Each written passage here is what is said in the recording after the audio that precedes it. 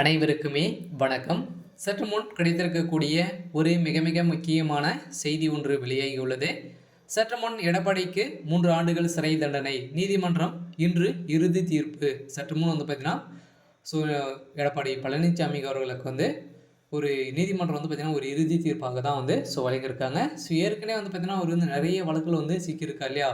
இந்த வழக்கில் பார்த்தீங்கன்னா ஏற்கனவே நெடுஞ்சாலைத்துறையில் டெண்டர் விஷயத்தில் வசமாக சிக்கிய நிலையெல்லாம் இவருக்கு பார்த்தீங்கன்னா 3 ஆண்டுகள் சிறை தண்டனை வழங்கியிருக்காங்க.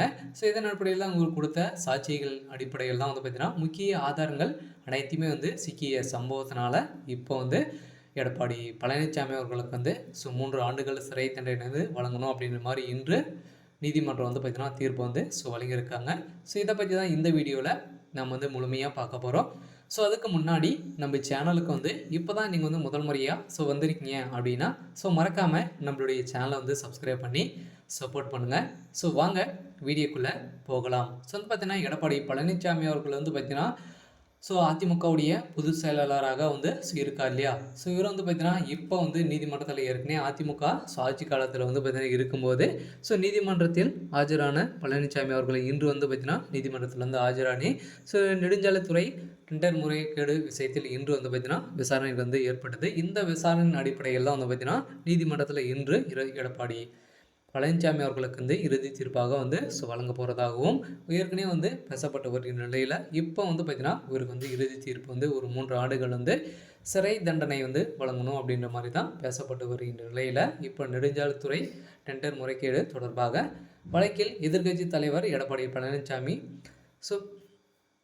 மாஸ்டர் நீதிமன்றத்தில் நேரில் ஆஜராகியிருந்தார். கடந்த அதிமுக ஆட்சியில் தஞ்சாவூர், சிவகங்கை, கோவை மாவட்டங்களில் நெடுஞ்சாலை டெண்டர் ஒதுக்கீட்டில் அரசுக்கு இழப்பீடாக 692 கோடி ரூபாய் பார்த்தீங்கன்னா இழப்பீடு செஞ்சிருந்தாகும். இந்த பணங்கள் அனைத்தையுமே ஊழல் செய்திருக்காரு அப்படின்ற மாதிரி தகுந்த எவிடன்ஸுகள் சிக்கனதாகும். அமலாக்கத்துறையால் இப்போ கைது செய்யப்பட்டிருக்க எடப்பாடி பழனிசாமி அவர்களுக்கு தான் இப்போ நீதிமன்றம் அவருடைய ஒட்டுமொத்த கதையை முடியக்கூடிய அளவுக்கு தான் நடந்திருக்கு.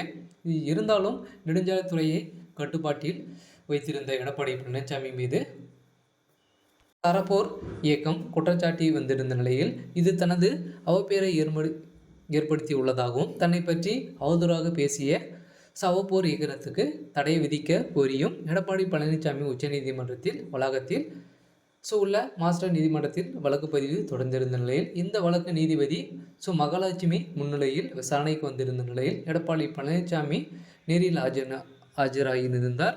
அதனை பதிவு செய்த கொண்ட நீதிபதி வழக்கு விசாரணையை டிசம்பர் 11ஆம் தேதிக்குள் எடப்பாடி பழனிசாமி அவர்கள் பார்த்தீங்கன்னா சிறையில் இருக்கணும் அப்படின்ற மாதிரி தான் இறுதி தீர்ப்பாக வழங்கியிருக்காங்க. இருந்தாலும் என்ன நடக்க போகுது அப்படின்றத வெயிட் பண்ணி பார்க்கலாம்.